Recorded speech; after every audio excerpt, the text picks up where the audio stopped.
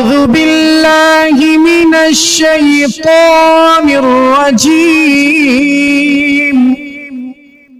بسم الله الرحمن الرحيم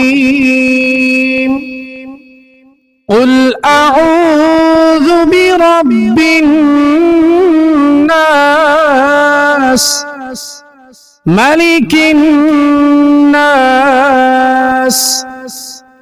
إله الناس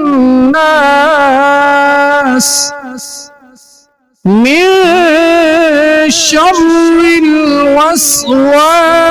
الخناس الذي يوسوس في صدور الناس من الجنة والناس